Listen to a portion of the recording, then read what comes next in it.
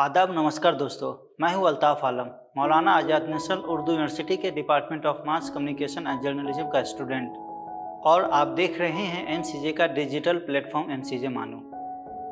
ज़रा सोचिए 1818 का भारत, न टीवी, न रेडियो, न सोशल मीडिया, अंग्रेजी हुकूमत का दौर, इन्फॉर्मेशन सिर्फ इलाइट लोगों तक सीमित। और तब एक ऐसा कदम उठाया गया जिसने आम लोगों को उनकी अपनी भाषा में खबर पढ़ने का हक दिया।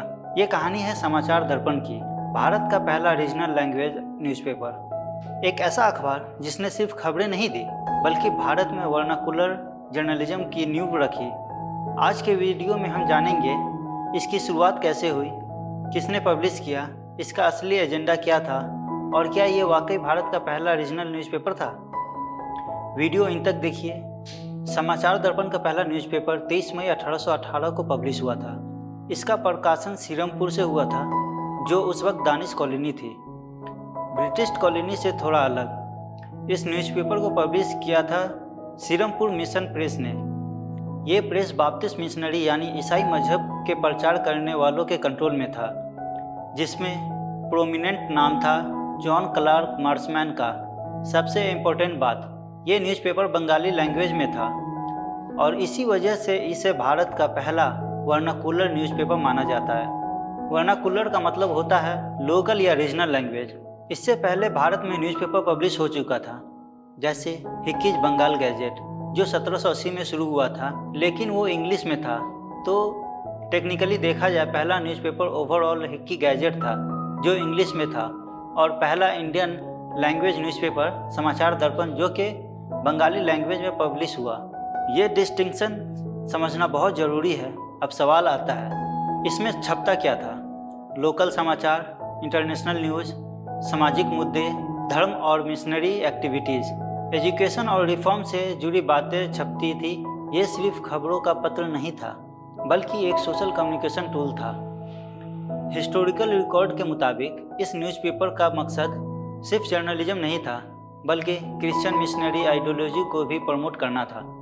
लेकिन फिर भी इसका कंट्रीब्यूशन इंडियन जर्नलिज्म में फाउंडेशन माना जाता है। इस न्यूज़पेपर ने एक रिवॉल्यूशन शुरू किया। 1818 के बाद 1822 में गुजरात में मुंबई समाचार शुरू हुआ, जो आज भी पब्लिश होता है। उसके बाद 1826 में हिंदी का पहला न्यूज़पेपर उद्दंत मार्केंड लॉन्च हुआ, यानी समाचार दर्पण ने रीजनल प्रेस के लिए रास्ता खोला। ये वो दौर था जब भारत में सोशल रिफॉर्म मूवमेंट ग्रो कर रहा था और वर्नाकुलर प्रेस ने अवेयरनेस क्रिएट करने में क्रूशियल रोल प्ले किया। इसमें हिस्टोरिकल डिबेट ये है कि कुछ हिस्टोरियन ये आर्ग्यू करते हैं कि समाचार दर्पण मिशनरी इनिशिएटिव था, इसलिए इसे पूरे इंडिया इनिशिएटिव नहीं माना जा सकता।